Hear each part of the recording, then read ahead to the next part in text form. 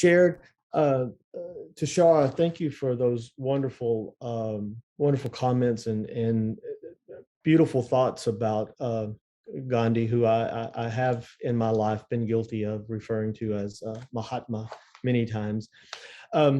Particularly that phrase for me, as an English speaker and a native English speaker, not only do I recognize that as a term of respect, I very much understood what you were saying.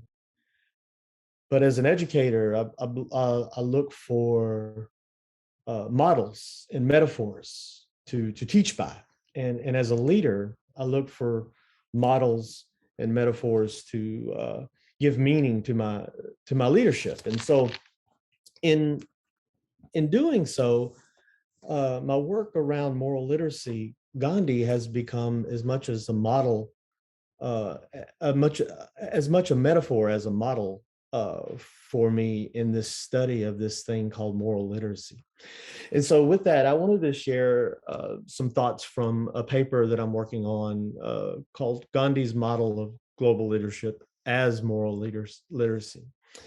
And so this idea of moral literacy is couched in this idea of moral agency, which has long been a philosophical concept discussed in relation to leadership globally, and more specifically in my line of work in educational administration and leadership. So the idea of the educational leader is in this idea that schools and learning organizations are complex and context-laden spaces. And in those, leaders embrace a number of activities and actions that relate to moral and ethical concerns. And so Greenfield, back in 1999, said the theoretical and empirical work on school leadership during the past 20 years has focused on one or a combination of several concerns related to moral leadership, values and valuing, the ethical dimensions of school leadership and administration, developing school vision and transforming school effort and purpose, authority relations among teachers and administrators and mid-level administrators and upper-level administrators for that matter, and the obligations and responsibilities of school leaders.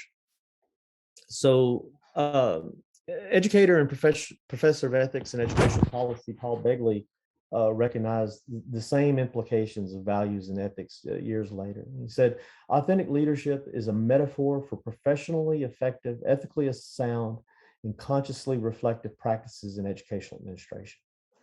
So this values-informed leadership for me is a form of leadership that acknowledges and accommodates in an integrative way the legitimate needs of individuals, groups, organizations, communities, and cultures. The complexity that develops within this is based on reflective interactions of different types of knowledge, mediating artifacts and methods in relation to the social context, cultural patterns, and social actions that comprise the daily events of a learning organization. And so Davidson and Hughes in 2020 defined moral dimensions of educational leadership in these terms. Our lived experiences reveal that the kinds of moral decisions that educational leaders face are rarely solved through arguments reflecting extreme absolutism or extreme relativism. Instead, when faced with difficult moral dilemmas, we process those decisions through particular cultural, institutional, individual experiences and hope that our decisions reflect some ultimate truth, such as compassion and justice. So this got me thinking more along the lines of, what do we see in Gandhi as a global leader when it comes to moral democratic agency? And this idea that democracy in the United States has given us a lot of things that are positive, but democracy and this idea that everyone has a voice, everyone can come to the table, has also given us a lot of negative things as well. States' rights has been an arguing point to protect slavery in the past. States' rights is an issue now where we're fighting a global pandemic in this country. And so for me, for democracy to be what it needs to be for society, There is this Deweyan idea, drawing from John Dewey, this idea that it needs to be moral. We need to hold on to the moral aspect of democratic agency. And so um, I found where Anand wrote, Gandhi is universally accepted as an exemplary model of ethical and moral life and a rare blending of personal and public life, the principles and practices, the immediate and the eternal. He considered life to be an integrated whole, growing from truth to truth every day in moral and spiritual status. And so this idea began to form around the idea of the educational leader to be someone charged with instilling in the learner this idea of local and global concerns really began to grow. And so I've come to recognize Gandhi as a model and a metaphor for democratic leadership and spiritual authenticity in that leadership. And so Gandhi once stated, I have nothing new to teach the world. Truth and nonviolence are as old as the hills. All I have done is to try to experiments in both on a vast as scale as I could. And in doing so, I have sometimes erred and learned by my errors. Life and its problems have thus become to me so many experiments in truth and nonviolence. And so this quote speaks to the pragmatic nature of Gandhi as a moral democratic and a democratic educator. As noted in a previous publication of my own, the educational leader redesigns and reconstructs the school setting in a democratic platform from which all voices can speak and be heard. Gandhi's truth and nonviolent acts of resistance created just such a democratic and more specifically morally democratic platform for the voices of a nation. His satyagraha is reflected in and instructive for Martin Luther King Jr.'s dream of equality and civil rights marches as democratic agency against inequity and oppression. And as mentioned earlier, we also see this in examples throughout the world, such as with Mandela in South Africa. Another example in the United States is Cesar Chavez, which right now is Hispanic Heritage Month in the United States. And Cesar Chavez is definitely a figure who comes to the forefront. Matter of fact, when current President Biden first took office, one of the first things he did was put a bust of Cesar Chavez, who was influenced and inspired by Gandhi in his office, in the Oval Office behind his desk.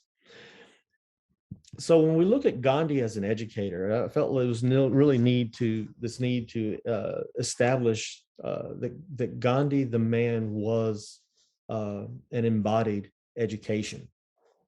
So although Gandhi is not often thought of as an educator, he founded a primary school and served as its headmaster, and he was known to teach students as well. He devoted at least 30 years of his life or more to thinking on and rethinking ways to improve and expand education. It's been said about Gandhi, he wanted to draw out the best from the children to make them upright men instead of mere literates. And I believe that ultimately is a goal of moral literacy, is to make someone more than just literate in letters and words, but literate in social conditions and social interactions and the interplay between one human with another human being in society, and to decode those interactions, those, whether they're conflicts or whether they're communication, and to give meaning to them by comprehending them and putting them into application. And so Gandhi's concept of education becomes very important in this, because he says education is for life in its entirety, and then education through life. Pillay noted, when we give life in its entirety as part of education, Gandhiji's views on education are realized. And this act of instilling life into the education process is the solution for any kind of educational development for this country, assuming he meant India, but also I would argue for any country. So as in my scholarship, I do a lot of work looking at the work of John Dewey and how it still applies today. John Dewey in the United States can be a somewhat controversial figure. He gets accused of being the downfall of education in the United States, but those of us who really read Dewey and understand Dewey argue that No, because he's never been really fully applied in education in the United States.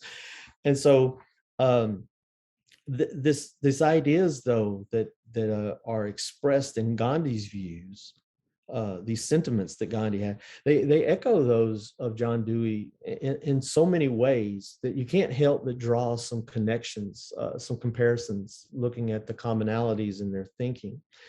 Uh, Khan in 2019 noted there are some obvious commonalities between Dewey and Gandhi, such as the importance they attach to manual work, the high priority both give to personal initiative and self-reliance, and the clarity with which they hold the basic needs of life as the prime concerns of any community life.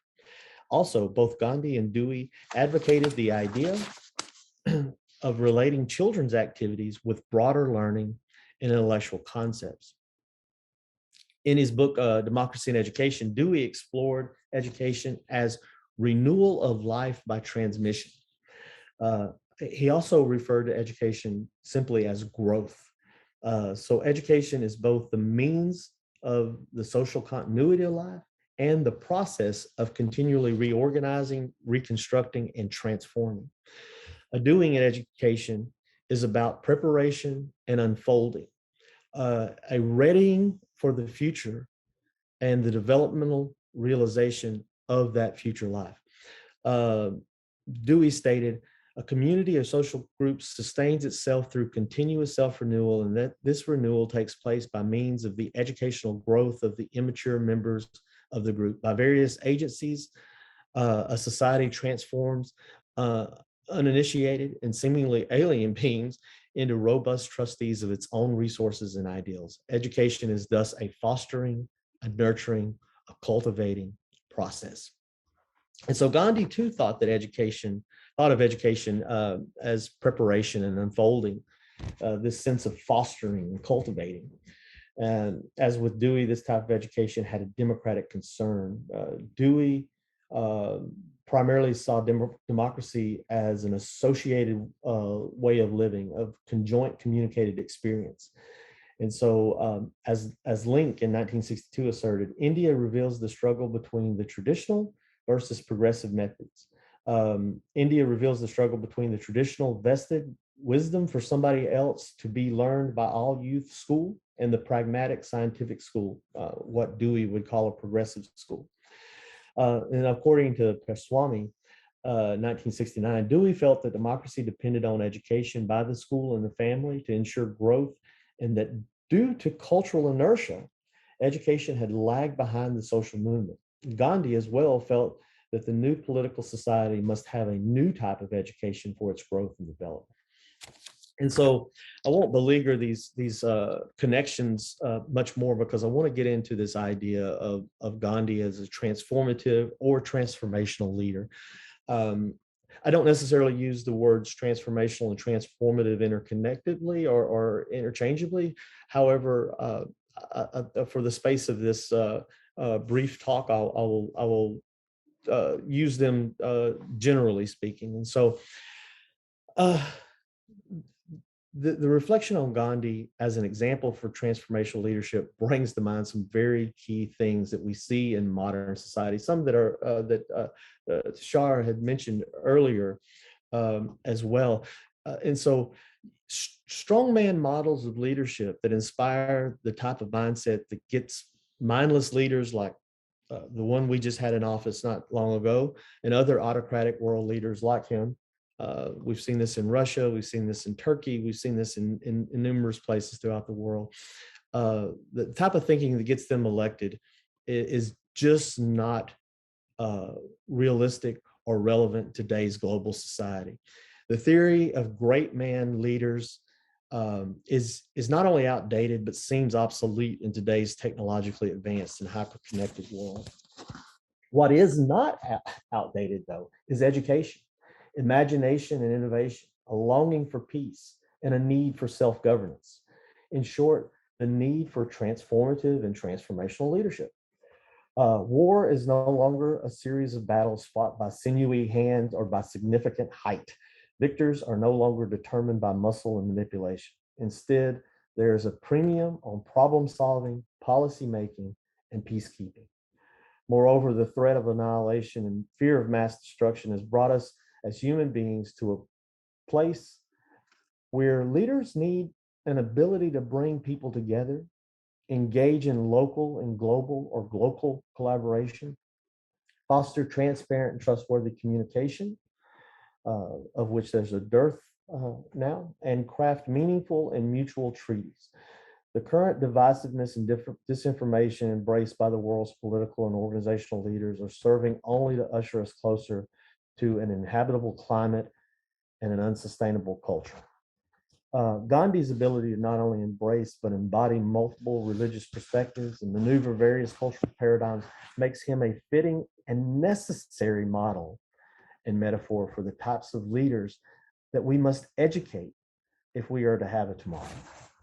The models of Satyagraha and Swaraj are fitting metaphors. So we see fitting paradigms of these concepts shared in religious texts of the world. The retaliation and disciplinary acts that we see by so many leaders today is they're just not effective. Retribution and punishment are no avail. We've had these for centuries and millennia even, and still the same problems they're meant to deter are everywhere. The world can never longer be run by playground bullies or boardroom billionaires. It needs mindful and meditative scholar practitioners like Gandhi, whose methods and models are reflected in a global leadership for social change. That's not all that I had. However, I do feel like that's all of my time that I had. And so, again, there's more to reflect on Gandhi as a global educational leader. And I hope to have more opportunities to engage with this group. And so thank you. And there's my email. If you have any comments or questions, I'd be happy to entertain those in the future. Thank you so much for this time. ಕನ್ನಡದಲ್ಲೇ ಮಾತಾಡಬಹುದಾಗಿತ್ತು, ಆದ್ರೆ ಎಲ್ಲ ಹೊರಗಿನವರು ಇದ್ದಾರೆ. ಇವತ್ತು English ಅಲ್ಲೇ ಮಾತಾಡೋಣ. Good evening, and I'm very happy to be a part of this Seshadripuram Evening College and Seshadripuram Education Trust's 75th event. Happens to be 75th Independence year for us as well. All very distinguished theme speakers. Tushar has already set the keynote. So, and the second note by Professor Laurie was around Gandhi as a transformational leader through education, and rightly so, because I think he did emphasize the point that society becomes what education is given to the next generation. Gandhi's last, but as Gandhi said, he considered this as to be the most important contribution, which was basic education, which was Nai Talim, which meant that it is the education for heart, hand, and head, 3H, and in that order. And well, it's true that John Dewey comes nearest to that, and we saw that elaborate presentation of Professor Lowry. I'm going to change the pitch little differently, because Gandhi is a global leader,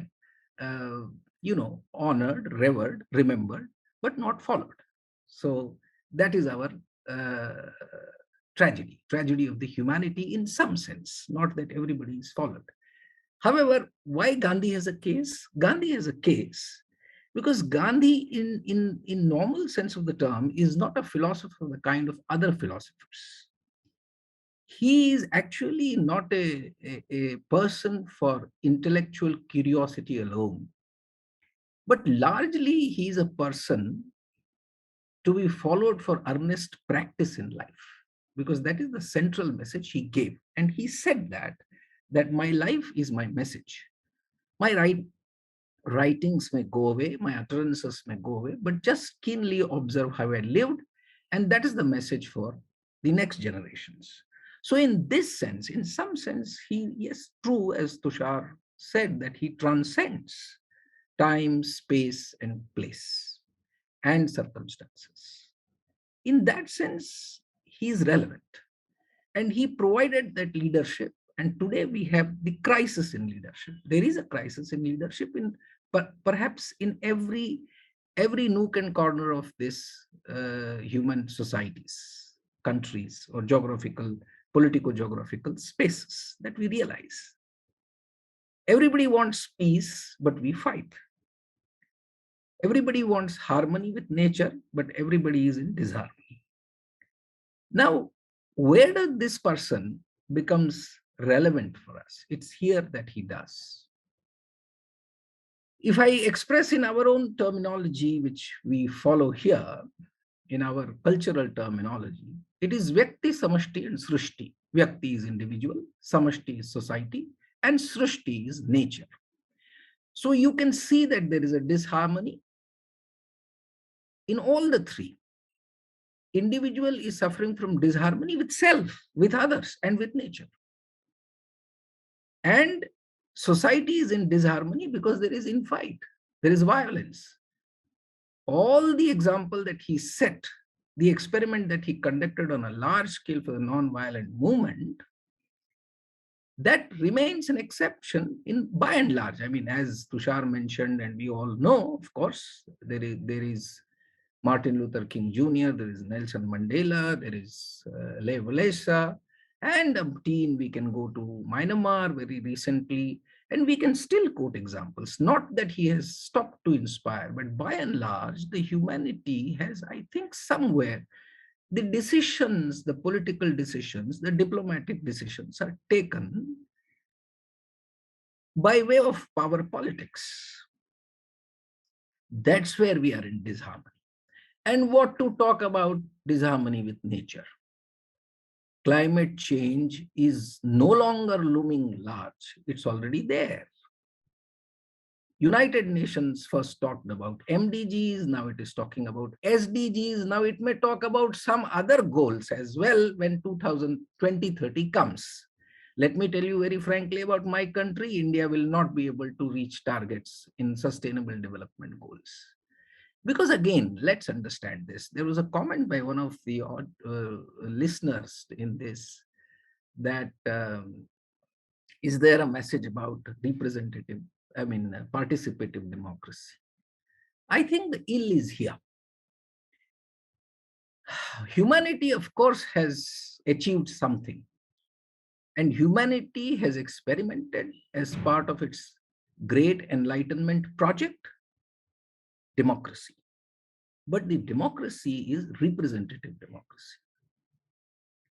And Gandhi deviated from there and emphasized and tried to practice through his constructive programs, establishing participative democracy, for which the vision of his was rural society rather than urban society. In 1945, in a month of October, he wrote categorically to Jawaharlal Nehru, the first Prime Minister of India, that listen, I am very particular in telling you this, that urban societies are likely to become greedy and deceitful and fraudulent because it's largely a faceless society. And it is true. Will we be able to turn the clock back? God alone knows. But should we not try and try to think that harmony by visualizing the human societies as rural, not as backward, not in destitution, not in deprivation, but prosperous. But the units that are smaller, where participative democracy is possible and participative democracy can be practiced, each adult will have a say in decision making. I think that is the crux, and that is what we fail to understand. What is the problem with representative democracy? Representative democracy, after all, leads to when there is a brute majority like that we have in India today, or when we had it in early 70s, concentration of political power takes place. And when concentration of political power takes place, the state becomes oppressive. and the entire world experiment between capitalism and communism, where the left has lost, right has almost become, is brought a situation that everybody is talking about, a Tina factor, that there is no alternative. In that sense, concentration of political power, state becomes oppressive and market becomes manipulative. And there is also an economic concentration, and the economic concentration and political concentration, when they are there, they actually form an unholy nexus. Gandhi warned us against this. He did not elaborate it to this extent, but he wanted to foreclose this possibility of concentration of political and economic power. And through his leadership and through his practice, he used non-violent means to gain political freedom for the country. And when he said that this is only part one, the complete Swaraj, or what he called Purna Swaraj was actually when you have the Grama Swaraj, the village Swaraj, village independence. And there he brought very simple principles. Makes sense, makes sense. The economic activity will have to be decentralized. Please refer to Sustainable Development Goals and it will tell you all kinds of goals. All the 17 goals are wonderful to think about it. The 12th goal talks about sustainable production and sustainable consumption efforts. Ask about implications. Gandhi had clear implications.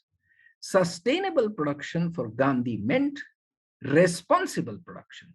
Responsible production means what?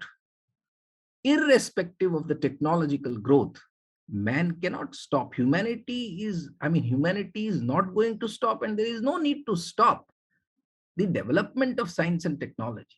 But the appropriateness of the technology is extremely important, and therefore, when you commercialize the technology, there you have to remember there is a responsible production system which has to be brought in.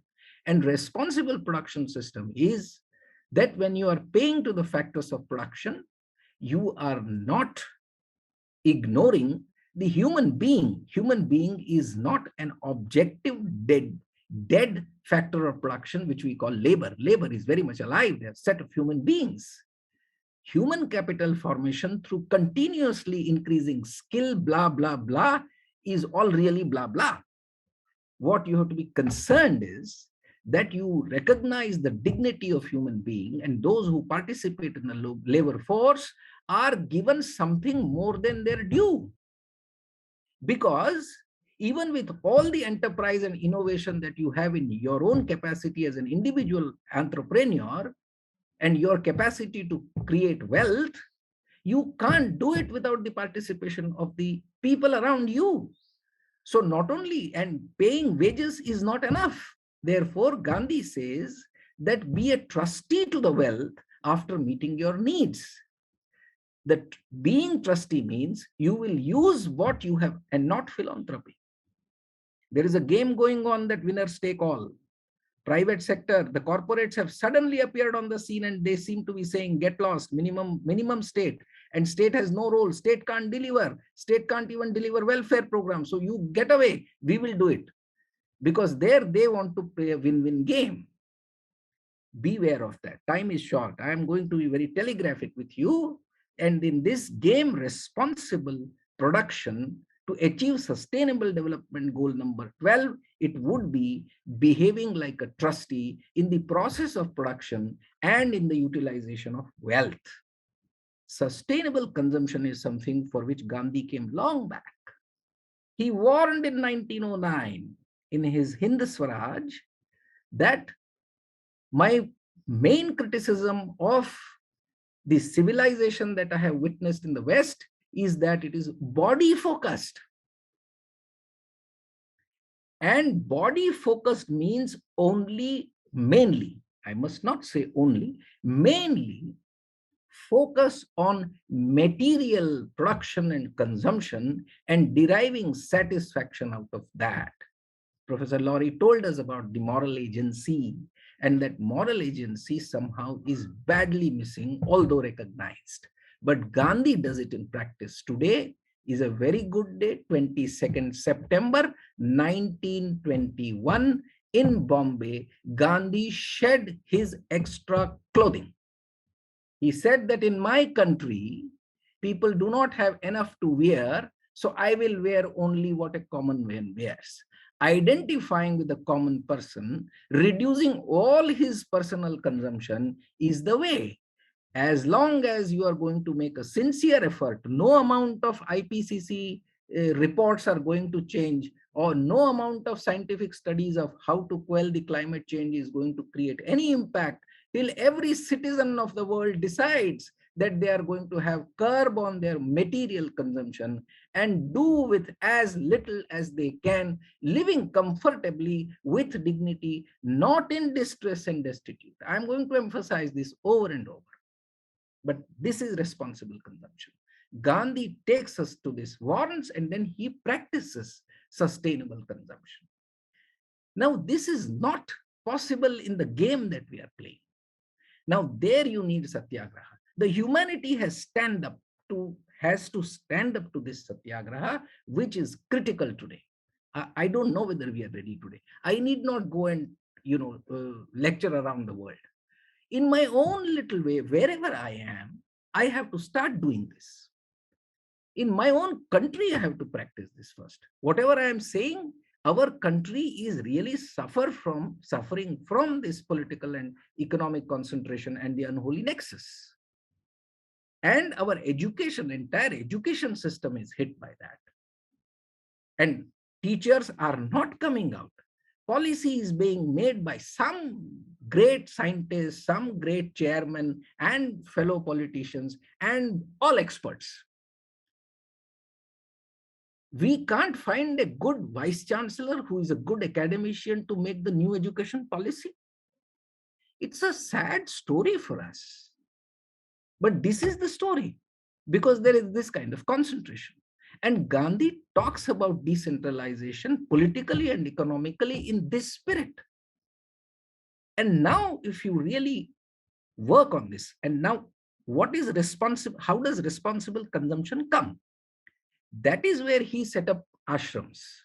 Ashrams are laboratories. They are social laboratories. In the social laboratories, he wanted to experiment with a group of people, including himself, to improve the persona in such a way that your inward journey of the self becomes more and more richer by shedding the external requirements slowly, gradually, more and more. This is what he called Swaraj, individual Swaraj, Vyakti Swaraj. Each person has to achieve the Swaraj. And for this, he gave us 11 vows, which of course are very well known. He talked about practice of truth, practice of non-violence, practice of control, not celibacy, but controlling your senses in complete, non-stealing, being non-acquisitive, and being fearless, abhaya, being fearless. Now, aswada, the control on palate, and the 4 last he gave was actually the social vows that he talked about: self-reliance, swadeshi, first help the neighbor in everything. That's a value, that's a moral, precisely. He wears it on his collar. He doesn't talk about any objectivity in being a rational agent only in economics. He brings in this moral agency, even the economic decision making for an individual, for a producer, both in profit maximizing and maximizing your satisfaction. He talks about moral agency. This message now has to go. Unfortunately, this is not piercing into the policies, because we are reluctant, because this whole system, we are caught into this thing, and we don't want to come out. Now, if you practice and for 2 things, for caste and the religion, equality of all religion, that's very peculiar to my country, our country, and this is so important today. We can talk about it later. But if you come back to the humanity's goals of liberty, justice, equality, and fraternity, these four values which the human society has to uphold, is workable, achievable only in some way when we really decentralize, when we really have control ourselves, our own behavior in all the way, improving our persona, making ourselves bigger inside. That is the key. And if that key comes in, now look at this. If individual practices this, if all of us really start practicing anything from very small beginning, it has to be a modest beginning. One need not say that, oh, I'm going to leave everything. No, don't, please don't. Try bit by bit, and you will realize that your own reduction of material wants will make you less violent. Because after all, what is the world, wars in the world going on? Why do you need geographical spaces? Just because you want to capture resources, natural resources. This is the fight, nothing else. Believe me, it appears foolishly simple, but it is true. So if a society decides that it is able to live in little and with satisfaction, then I am not going to be in conflict with the other societies. So non-violence will prevail. It will reduce the violence. It will reduce both manifest and structural violence, both. And do that through education for the next generation. So next generation can change through this vision and practice through education. And if you do this, then your relationship with nature will automatically improve, because you will be drawing less. So the harmony between Vyakti Samashti and Srishti is simultaneously established when you try to understand Gandhi. And this is not limited to this country alone. This message is for the humanity, and therefore Gandhi stands out as a global leader. Unfortunately, we accept, we sort of, as I said, we revere him, remember him, but we are reluctant to practice. So I think we are all now conscious, and I'm very happy that even our young college people are trying to to participate in these kind of events to learn about this. Very glad. And this is the central thought that I would like to share in the limited time that is given to me. Thank you very much, and I hope that we are able to sort of inch towards something better than what we are. That will be our tribute to the old man Gandhi. Thank you very much. I will start with the land acknowledgement. I respectfully acknowledge that I am a guest to the land on which Memorial University campuses are situated, and the lands are in the traditional territories of diverse indigenous groups.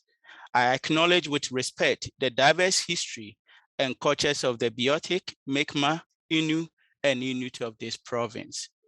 I would like to thank the organizers for the honor of being invited to speak about Gandhi as a global leader. It is not often the case where one is invited to speak about your lifetime hero. So I really appreciate the honor. What I'm seeking to do this morning is to look at Mahatma Gandhi, Martin Luther King, and social work, a conversation that we are here to have.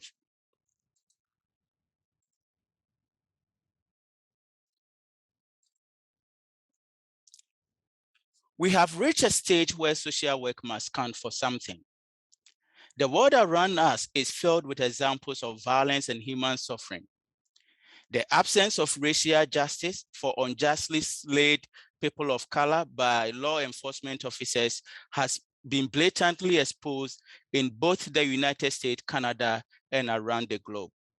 The overrepresentation of people of color, including Blacks, Indigenous, and racialized people who have died or been infected by coronavirus, in addition to the politics that are being played by access to vaccine, where in the global north, we have so much that people are refusing to take, while in the global south, access is limited, is gradually exposing the social inequalities and problem that we have with our healthcare system. Donald Trump presidency gave legitimacy to the rise of alt-right movement and the mainstream politicization of racist, xenophobic, and anti-Muslim racist sentiments and practices in the United States, Canada, and around the world. However, this incident should not induce despair, but rather determination and action to push back against those who would want to reverse the progress that society has made at this point. In the midst of this global crisis, social workers face criticisms for losing their edge for social activism and resistance. In this presentation, I discussed the nonviolence philosophy of Mahatma Gandhi and Martin Luther King and argued that social work can fashion new strategies in the fight against social injustices, racism, xenophobia, Islamophobia, and human rights violation by drawing from the nonviolent strategies of Mahatma Gandhi and King. As anti-colonial thinkers, Gandhi and King explored the nature and extent of colonial domination, in particular how relations of power in multiple places work to establish dominant-subordinate relationship. Not surprisingly, Gandhi and King's idea have been taken up in many academic disciplines, including political science, philosophy, history, religion, and education. Unfortunately, this has not been the case in social work, except few works that have been done. And as Tom Walsh and Heather Ritchie said, and rightly so, when one considers the overlap of social work values with Gandhi and King's principles of nonviolence, the omission of the latter in social work is very surprising. So now let's look at some of the nonviolence philosophy of Gandhi. And I must say that there are a lot of subject matter that both Gandhi and King wrote about. And I cannot pretend for a moment that this presentation can even do justice to a bit of what they have done. But in this particular presentation, I just want to draw a few examples from Gandhi's nonviolent philosophy. There are two central pillars of Gandhi's nonviolent philosophy, Satyagraha and Ahimsa. Satyagraha is deduced from two Sanskrit words, Satya, which is truth, and Agraha, which means taking, firmness, or seizing or holding. Satyagraha, in general sense of the word, means the way of life of people who commit and dedicate their lives in the search for the truth. Gandhi argued that truth is the most important name of God, and wherever there is truth, there is true knowledge. And where there is no truth, there cannot be true knowledge. And where there is true knowledge, there is always extreme happiness or the highest state of being. And we should know that in Hindu, Buddhist, and Indigenous tradition, the state of extreme happiness is known as Ananda. And according to Gandhi, it is impossible for imperfect human beings to know the truth, something only God can achieve. Therefore, the claim to the truth will always be subjective. For what appears to be truth to one may appear to be an error to the other. In this respect, nobody qualifies to punish others for not being on the side of the truth. Victims of oppression, as well as those who victimize others, deserve mercy and love. This is the moral reason the seeker of truth must be governed and guided by Ahimsa. Ahimsa has its root in Sanskrit language, himsa, which means harm, and the negation of himsa is ahimsa. Thus, Ahimsa means non-harm, but more fully in Gandhian perspective, Ahimsa is loving one's opponent to the point of not wishing them any harm. Hence, Ahimsa also means non-violence. Within the moral structure of Gandhi's thought, there are two basic pillars, truth and Ahimsa. Truth is the end, non-violence is the means. However, the end and the means are bound irrevocably to each other. If at any time one is not sure which one to use, Gandhi argued that non-violence should reign supreme. Gandhi understood violence as something that has the ability to undermine human capacity to acknowledge and appreciate the very essence of life. John Boduram also noted that the claim for Satyagraha is that through the operation of non-violent action, the truth as judged by the fulfillment of human needs will emerge in the form of mutually satisfactory and agreed upon solution.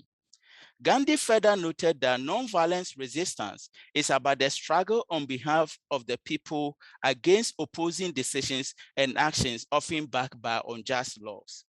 Thus, when a non-violent resistor failed to convince those in charge to amend the unjust laws, the only option left was to openly break the law and submit oneself to the consequences. Hence, Satyagraha appears to the public as civil disobedience or civil resistance. Martin Luther King.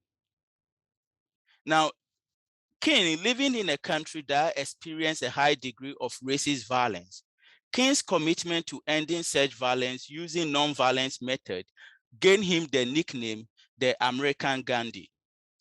King was indeed the US foremost exponent of Gandhi's non-violence philosophy. For King, non-violence was a soul force that can reach deep into the hearts of the oppressive structure. King's philosophical commitment to non-violence can be developed into these 8 points. First, non-violence is not for cowards. It takes great courage to place oneself unarmed and defenseless in the front of an opponent who is willing to use physical violence. 2, non-violence is not about harming or humiliating one's opponent. Its goal is to win the friendship and understanding of one's opponent. 3, non-violence resistance is aimed at evil deeds and not at the evildoer. Non-violence is not a struggle against individual, but against a system of oppression. The goal is to challenge oppressive system without harming individual working within them. 4, although non-violence is physically non-aggressive, it is spiritually aggressive. The strength of non-violence lies within. This explains why non-violence has the power to reach deep into opponent's soul. 5, non-violence is situated on self-suffering. Although King understood self-suffering through his Christian perspective, often linking the redemption of non-violent practitioner to Christ's suffering on cross, he did not treat self-suffering as a theological commandment. Instead, he treated it as a process of self-discovery and healing oneself from bitterness. 6, agape love.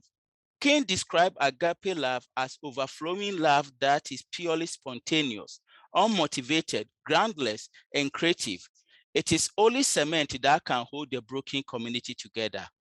Agape love is disinterested love. It is neither chooses between worthy and unworthy people, nor make distinction between friends and enemy. Only agape love is strong enough to empower ordinary people to take life and care-threatening decisions to fight against social injustices and oppression. 7, non-violence neither favors violence nor acquiesces passively to oppression.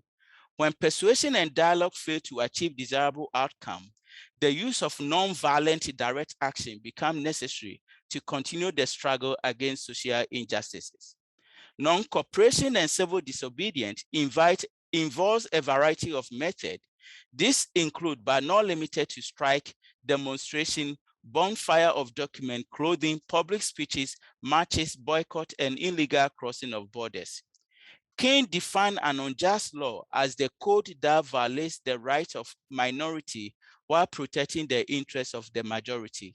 And he wrote that an unjust law is no law at all, that everyone has an obligation to disobey and resist. And the last point, which is the 8th, nonviolent philosophy recognizes the humanity and the personhood of all people. For example, King was opposed to any action that places property and profit above human values. As he put it, a life is sacred property. A life is sacred. Property is intended to serve life. And no matter how much we surround it with right and respect, it has no personal being. Now, Gandhi and King's nonviolent philosophy developed from their personal experiences and experimentation during a particular conflictual historical period. For Gandhi, it was a period just preceding India's national liberation from the violence of British rule. And for King, it was the period of heightened social conflict triggered by youth whose political leaders were threatening nuclear war and forcing them to go in a fight in an increasing unpopular Vietnam War, and the heightened liberation of Black people, women, gay and lesbian communities, and people from other subjugated groups. Gandhi and King's vision of the world and its future were both driven by their personal, religious, and personal values. Consequently, Gandhi and King's position cannot easily be understood as separate from their personal view as social activists. Gandhi's conceptions of nonviolence was not necessarily an activist tool to create change, but a way of life that goes beyond mere resistance. And Gandhi and King tended towards a narrow conception of violence as just physical. And this view of violence still predominates in popular culture, despite the fact that we know violence exists in many subtle forms, in the form of economic, psychological, verbal, emotional, spiritual, and physical. And here is the point. Therefore, to use Gandhi and King's idea beyond their time is to conceptually and theologically imagine them in ways that suit contemporary usage. And as I have previously indicated in my writing, the trick is not to read Gandhi and King's writing and speeches too literally or as finished product, but as work in progress documents that require additional footnotes and endnotes in order to make them applicable to anti-colonial prizes for social work education. As such, social workers may have to do their own experimentation and revision of Gandhi and King's nonviolence philosophy if they are to arrive at a desirable outcome. Although there are many ideas that can be gleaned from Gandhi and King's nonviolence philosophy, I focus on 5 concepts relevant to Gandhi's and King's nonviolent practice. 1, the pursuit of social justice cannot be compromised. 2, love plays an essential role in the pursuit of social justice. 3, dialogue is critical in the pursuit of social justice. 4, civil disobedience is a necessary strategy. And 5, self-sacrifice is equally important in the fight for social justice. The social workers in their pursuit of social justice cannot compromise their ideals. Both Gandhi and King describe a nonviolent practitioner as individual committed and devoted to the search for the truth. As Gandhi stated if satyagrahi or a nonviolent practitioner find themselves up against evil, they cannot but resist. They come across injustice, exploitation, and oppression. This they must oppose with all the resources at their disposal. Echoing Gandhi's sentiments, King wrote in his famous letters from Birmingham jail, "Injustice anywhere is a threat to justice everywhere." In the same letter, King wrote, we have to repent this generation, not merely for the vitriolic words and actions of bad people, but for the appalling silence of good people. Although Gandhi and King's words are directed at nonviolent practitioners, they echo core social work values and principles. As we know from both the Association of Social Workers in both Canada and US, a social worker has a commitment to oppose prejudice and discrimination any place and anywhere they find it. So just as satyagrahis are committed and devoted to the search for the truth, social workers must commit to the pursuit of social justice. Yet acknowledging one's privilege without concrete steps to do anything about it is meaningless. And the hardest part of pursuing social justice is one's ability and willingness to courageously examine and critique oneself and to graciously accept criticisms that are targeted as one's own privilege. And here I am reminded of a story that have been told about Gandhi, and I stand to be corrected, that a mother came with her son to Gandhi to seek, the support of Gandhi to, discourage her son from eating sugar. And my understanding is that Gandhi informed the mother and the son to go and return in a week's time. So the mother obliged, and in a week's time they returned. And Gandhi looked at the son and said, "Son, stop eating sugar." My understanding that Gandhi, the mother was very, perplexed by the actions of Gandhi. That, well, I came to you a week ago for you to offer this same advice. Why did you ask me to go and return in a week's time? And the response Gandhi gave was that, well, a week ago I was also eating sugar, and I couldn't, in my own moral judgment, suggest your son to stop doing something that I was equally doing. But within the last 1 week, I have stopped eating sugar. And therefore, I think that I can, in my, in the right of judgment, to also give the same suggestions. The moral lesson here is that in our pursuit of social justice, we cannot expect others to do something that we are equally guilty doing. And that is something that we could learn from an example of Mahatma Gandhi. The second point is love as, anti-colonial praxis. Love is an important place in the pursuit of justice. And Gandhi and King believed that love offered the pursuit of social justice something that rational thinking, persuasive argument, and physical power of the state cannot do. That is, love creates an atmosphere of listening, forgiveness, healing, and reconciliation.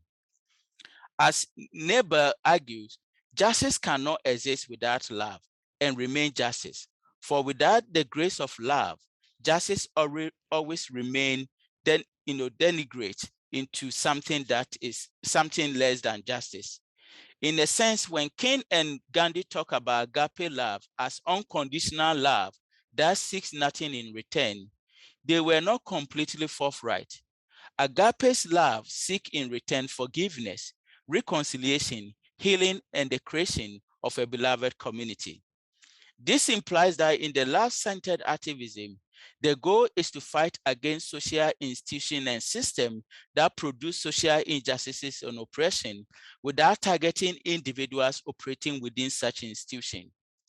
In love-inspired activism, we may hate oppression, but we cannot harbor hatred against oppressors.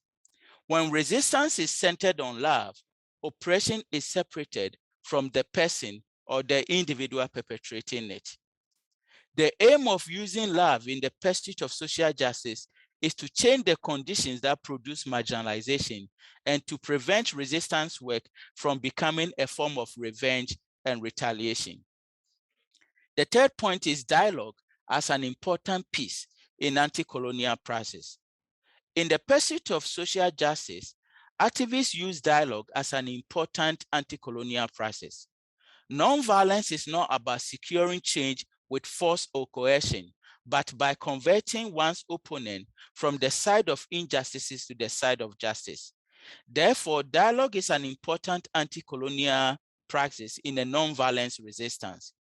Nelson Mandela, who is a student of Gandhi, argued that sometimes the most effective intervention when dealing with those in power is the intervention that use dialogue. Although rallies, public demonstration, picketing, and strike actions have the power to raise awareness to social conditions, they do not by themselves solve social problems. Mutual social benefits arise where dialogue engagement occurs. At least both parties can understand others' point of view where a common discourse may arise for dismantling social injustices. Dialogue starts from the basic understanding that all parties are able to listen and learn more about the positions of the other. Through acts of listening, all parties can understand areas of differences that seek to be ironed out and areas of similarities that can be built upon. In such environment of seeking to know, One is guided by humility of knowing and humility of not knowing. Dialogue and negotiation begins when all sides recognize that they do not have all the answers and that all parties have something relevant to say. In dialogues, we must be guided by 5 P's: polite, persuasive, persistence, possibility, and political. As change agents committed to nonviolence process, we must be polite during dialogue. The lack of respect and decorum for those we disagree does not push dialogue forward. If anything, it creates and threatens position that makes change difficult. And here I want to separate the difference between a public speaker and a change agent. A public speaker is not necessarily an activist or a change agent. A public speaker speaks because they want to be heard and are less interested in how people take what they say. On the other hand, change agents speak because they want people to see change. And this is where it is very important in a global society or in contemporary times, if we want to learn from the work of Mahatma Gandhi and King. They acted as change agents. They were not simply public speakers. Their interests were not just to speak. Their interests were to create change. And therefore, in dialogue, we need to have social transformation that operate as change agents and not just public speakers. In order for us to be able to gain grounds as change agent, in terms of dialogue, we should, why emotions are important and really important in our conversation, emotions alone is not enough. We should be able to have persuasive ground to present our case. People may disagree with the position of activists, not because they don't understand what they are saying. It's because it is a position that they have taken. Although we may face resistance, we must be persistent in the pursuit of social justice, as we learned from the works of Gandhi and Ken. We should never be discouraged.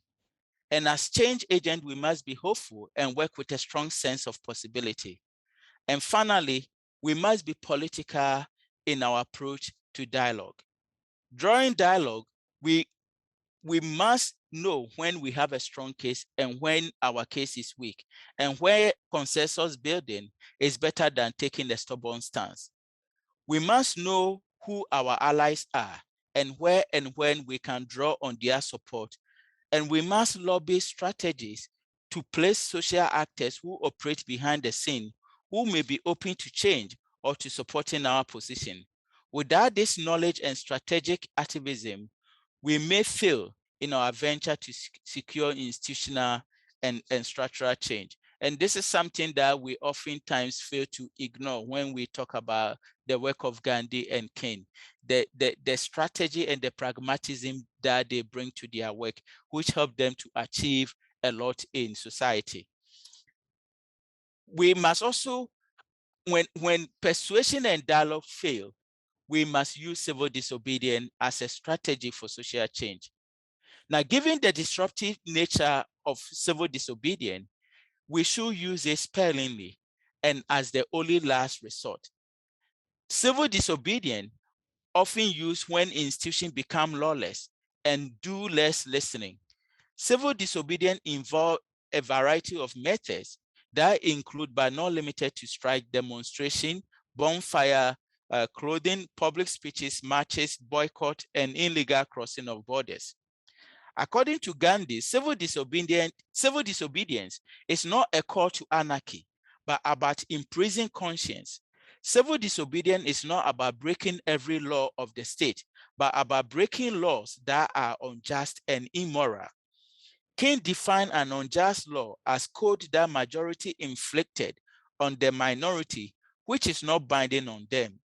In a sense, an unjust law is a code inflicted on the minority in which the minority has no part in enacting or creating because such law violates their right. As King writes, one may well ask, how can you advocate breaking some laws and obeying others? The answer is found in St. Augustine's premise that an unjust law is no law at all. King believed that it is a moral, both King and Gandhi believed that it is a moral responsibility of good citizens to disobey any law that their conscience tells them is wrong and unjustifiable. The reason that when people passively submit, that when they know it's morally wrong, they invariably reduce and damage their ability to act responsibly. The Nuremberg verdict after the World War II taught all of us that it is the responsibility of any good citizen to obey a just law. It is equally a moral responsibility of good citizen to disobey an unjust law. Finally, self-sacrifice is an important tool. Self-suffering is the final concept. It is a central argument of Gandhi and King's nonviolence campaign. Gandhi recommended that nonviolence activists to accept death if that is the only way of achieving change. In Gandhi's opinion, if activists are willing to accept death, they have broken the cycle of fear that usually encourages apathy and inaction. For King, self-suffering is a virtue made out of necessity, an act that is needed to redeem activists from bitterness and hatred that may cause them to seek revenge and retaliation. However, there are physical, emotional, social, psychological, and ecological costs to pay for those who want to engage in activism. So maybe perhaps the question that we should be asking today is not how many of us are willing to learn from the work of Gandhi and King, but how many of us are willing to pay for the cost. We know that both Gandhi and King paid the cost for activism with their lives. And perhaps the question that contemporary generation needs to ask ourselves is, it's not so much about who is willing to emulate Gandhi and King, but who is willing to pay the cost. Indeed, as our keynote speaker said, both Gandhi and King are human beings like any of us. They were not perfect, and they never admitted perfection. But one thing that we could not deny is that their commitment to social justice and service to humanity cannot be contested against. And if there is anything that this generation and future generation can learn from Gandhi and King as global leaders, it is they are consistent in the search for the best in humanity. Thank you very much.